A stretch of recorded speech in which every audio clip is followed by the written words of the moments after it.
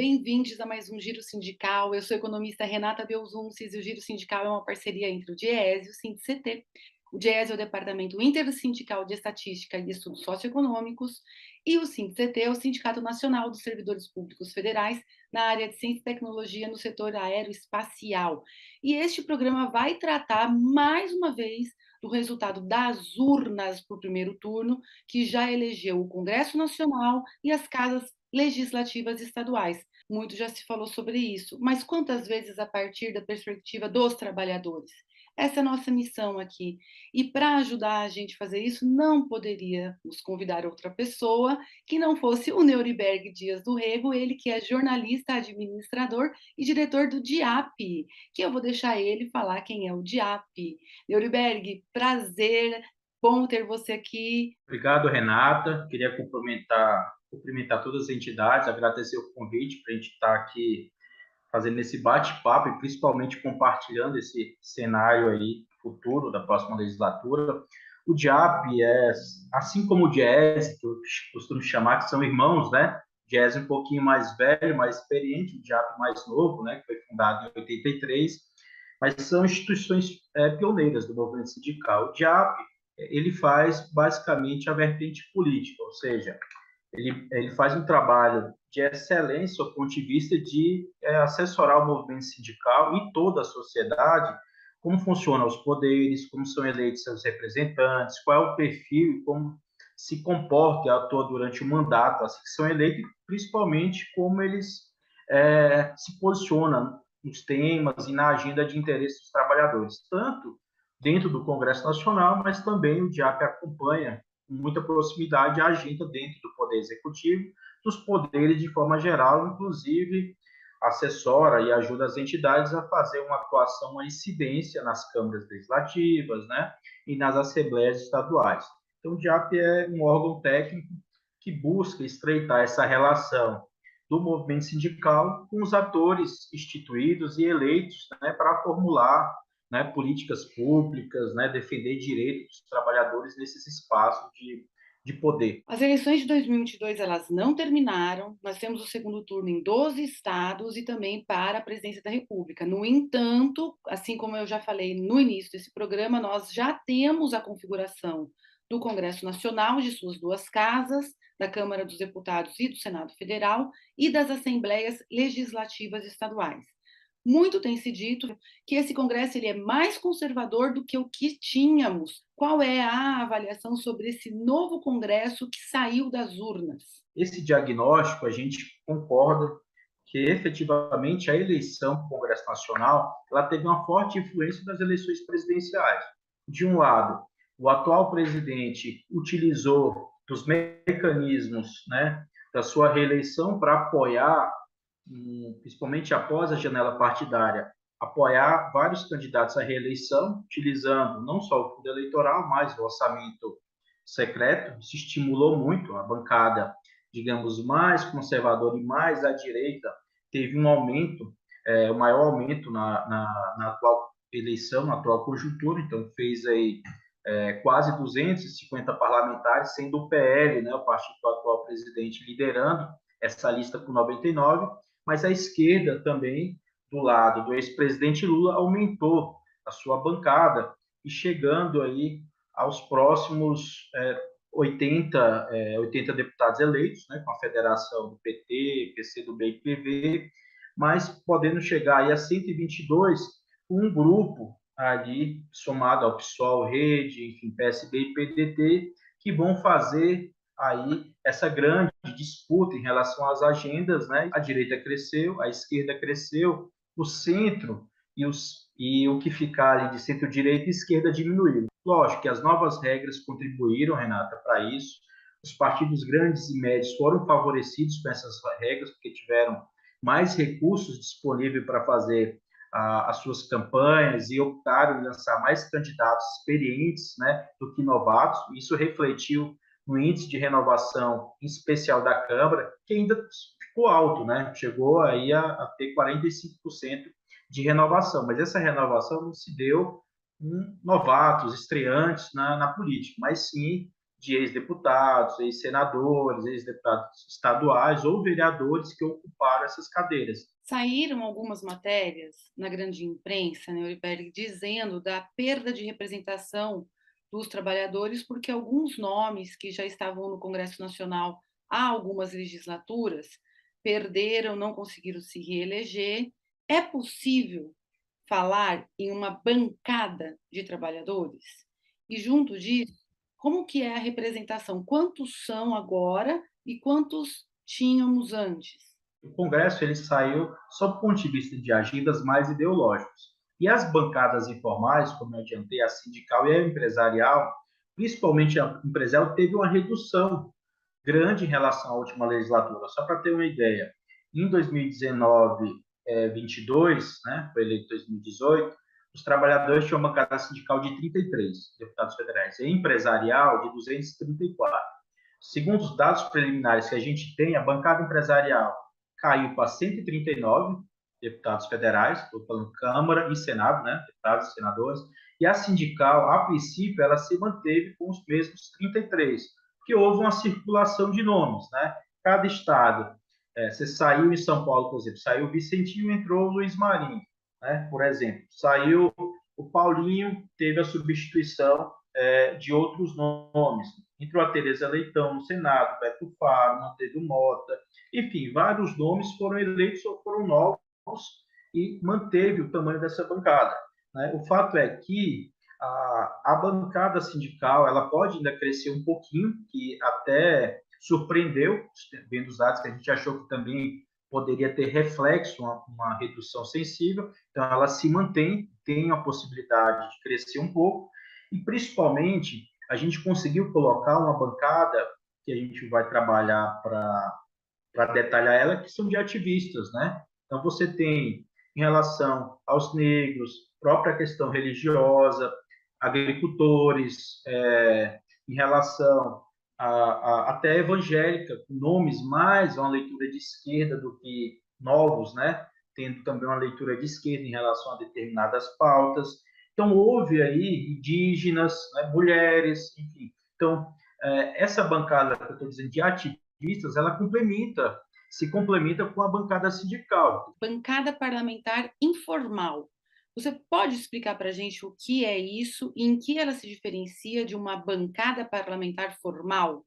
As bancadas formais são aquelas que os partidos, né, elegem, né, seus parlamentares, né, no Congresso Nacional. Então, como eu mencionei, o PL e o PT foram as maiores bancadas. Então, são as bancadas formais partidárias. As informais, elas são vinculadas a um histórico econômico, social ou popular desses parlamentares com esses vínculos. Mas ainda existe uma terceira figura dentro do Congresso Nacional, que são as frentes parlamentares.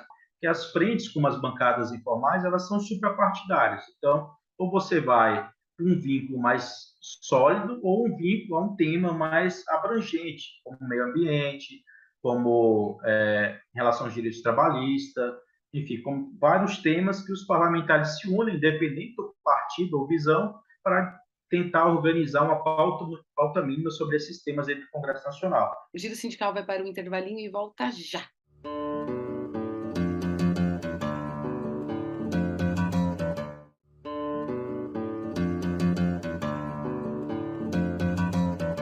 O Giro Sindical está de volta e a gente tem o prazer de receber aqui o Neuriberg Dias, ele que é diretor do DIAP. E nós estamos fazendo uma conversa aqui sobre o Congresso Nacional que saiu das urnas nesse primeiro turno de 2022. Desde o golpe, duas reformas prejudicaram demais os trabalhadores do país. São elas a reforma da Previdência e a reforma trabalhista. Considerando que a gente tem a eleição da oposição, ou seja, a eleição do presidente Lula. Como, diante de um Congresso com essa característica, você avalia a possibilidade de conversar a respeito desses temas que tanto prejudicou e segue, evidentemente, prejudicando as trabalhadoras e trabalhadores do país? De fato, o resultado da eleição e do presidente eleito ele vai ter um impacto muito grande no comportamento do futuro Congresso Nacional, tanto Câmara e Senado. Então, na perspectiva da reeleição do atual presidente, pode chegar a uma base de 380 deputados na Câmara e 58 senadores no Senado. Sem dúvida, o atual presidente, ele vai dar continuidade à agenda de Estado mínimo, desregulamentação de direitos, né, e principalmente de privatização. Então, ele vai seguir o curso e aprofundar essa agenda e tentando recuperar a continuidade das reformas trabalhista e previdência. Por outro lado, na eleição do presidente Lula, ele vai chegar também com a mesma perspectiva de ter 342 deputados de base de apoio na Câmara e chegar a 50 senadores de apoio no Senado. Ou seja, veja que, sob o ponto de vista de correlação e apoio, não haverá uma discrepância, mas em relação à agenda, sim. Aí o Lula, sem sombra de dúvida, vai trazer o Congresso mais ao centro para calibrar. Acho muito difícil falar de imediato uma revogação dessas agendas, tanto a trabalhista como a da Previdência. Mas o movimento de encaixar a legislação atual ao que se vive, sob o ponto de vista dos seus efeitos na economia, sem dúvida haverá essa capacidade de calibrar a reforma, ou seja, fazer ajustes em relação ao que foi aprovado, principalmente aquilo mais perverso do ponto de vista de garantir a proteção aos trabalhadores e também fortalecer o Estado. Por outro lado, ele teria essa capacidade. E considerando o chamado mundo do trabalho, quais são as ameaças, quais são aí os perigos que vocês veem aí à espreita, considerando a atividade legislativa, a sua dinâmica própria, considerando a sua agenda? Desde a primeira eleição do Lula, em 2002, o setor empresarial se fortaleceu dentro do Congresso Nacional, aumentando a sua bancada para buscar ali dentro do Congresso Nacional, porque não teria espaço no Poder Executivo, encaminhar a sua agenda. Então, as confederações patronais e o setor empresarial buscaram ter uma representatividade dentro do Congresso Nacional. Surtiu o quê? Na reforma trabalhista, efetivamente, porque a reforma trabalhista, ela pegou todos os projetos de tramitação sobre cada tema que alterou, de certa forma, foi aglutinado na reforma trabalhista. E eles querem continuar avançando nisso. Futuramente, fim da multa dos 40% vai ser uma insistência em relação a essa agenda. Em relação à ampliação de horas extra, em relação ao trabalho aos finais de semana e feriado, seria hoje e a liberação do FGTS de imediato ou permitir uma portabilidade desses recursos para instituições financeiras, seria o de imediato, e isso a própria Fiesp já divulgou um documento, enfim, com algumas demandas do setor empresarial, que começou justamente com o fim dos 40% e o trabalho aos finais de semana, né, ampliar ou flexibilizar mais ainda esse trabalho. Então, a tendência é que, além desses temas mais específicos, venha a agenda macro, ou seja, em relação ao trabalho aplicativo, a regulamentação, o próprio teletrabalho ainda ter uma discussão, reabrir o trabalho sobre isso, a discussão de projetos sobre isso no Congresso Nacional, que advém da conjuntura. Então, essa agenda a gente só vai conseguir calibrar com uma mudança do presidente da República. A gente consegue, ali dentro do Poder Executivo e dentro do Congresso Nacional, buscar uma negociação para uma agenda que atenda tanto os trabalhadores como os empregadores, né? No sentido de apontar aí por um caminho também de estar atento para um ambiente de inovação, mas que também se garanta a proteção dos trabalhadores. Qualquer um dos dois presidentes, segundo o que você nos trouxe, vai ter condições de construir maiorias e governar.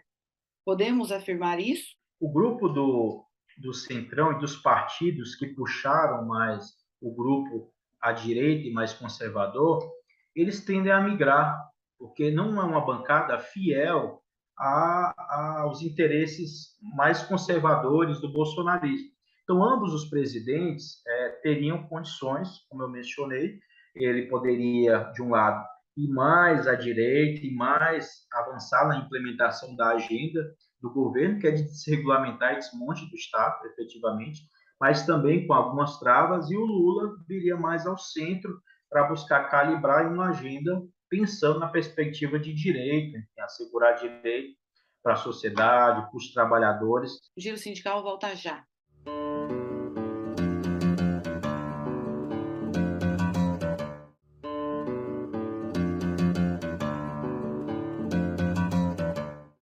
Giro Sindical está de volta e este programa recebe Neuriberg Dias, ele que é do DIAP, Departamento Intersindical de Assessoria Parlamentar, e nesse bloco nós vamos conversar sobre a participação política das mulheres, da população negra e sobre qual é o futuro da pauta legislativa.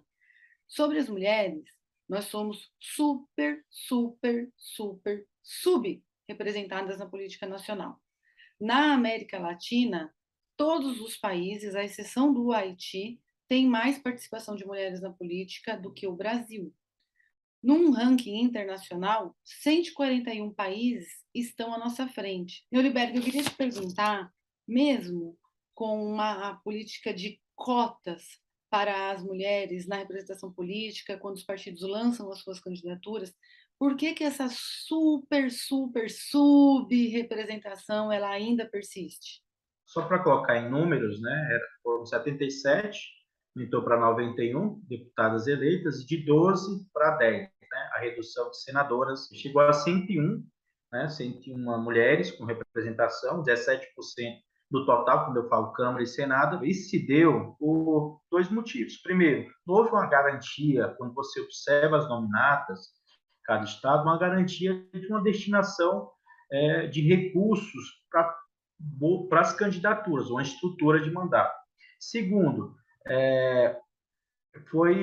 foi até um aumento interessante para 91, porque as novas regras eleitorais havia uma expectativa de favorecer muito quem estava à reeleição, ou seja, da 77, e dificultar muito a renovação, por conta que exigia 20% e ainda você tinha que ter um recurso, né, maior para poder fazer a campanha. Então, havia mais dificuldade, do ponto de vista da cultura partidária, e por conta das novas regras, para garantir a reeleição dos atuais e inibir a renovação. E isso foi um fator que, mesmo com o aumento, prejudicou, porque você teve menos candidaturas, né, possibilidade de menos candidaturas nessa eleição, os partidos, né, diminuindo para 100 mais 1, né, antes era 150%, e também o volume de recurso ainda, sob o ponto de vista do uso, nem os partidos, há vários partidos que não aplicaram efetivamente para a eleição de mulheres, enfim, ou buscaram um patrocínio ali cruzado, no sentido de mais para apoio, para compor voto, para eleger um parlamentar, outro, do que efetivamente dar o apoio do partido para a eleição a deputado federal. Eu acho que, independente dos fatores, acho que as mulheres saíram maiores nessa eleição, sob o ponto de vista de ter mais candidaturas, ter a legislação que na próxima vai ter em dobro, né, os recursos para poder fazer suas campanhas, né, e também trouxe uma discussão muito grande da temática, seja na eleição presidencial, que caiu também para a eleição proporcional, da importância, né, do eleitor, dos partidos de apoiar essas candidaturas. Eu acho que as regras eleitorais, como estabeleceram para os partidos ter um desempenho mínimo de ter pelo menos 80% dos votos, muitas candidatas, em função do partido que disputavam, não conseguiram atingir, mesmo com recurso, atingir essa votação mínima e ficaram de fora para disputar sobras, por exemplo, que é onde que a maioria dos deputados são eleitos, né?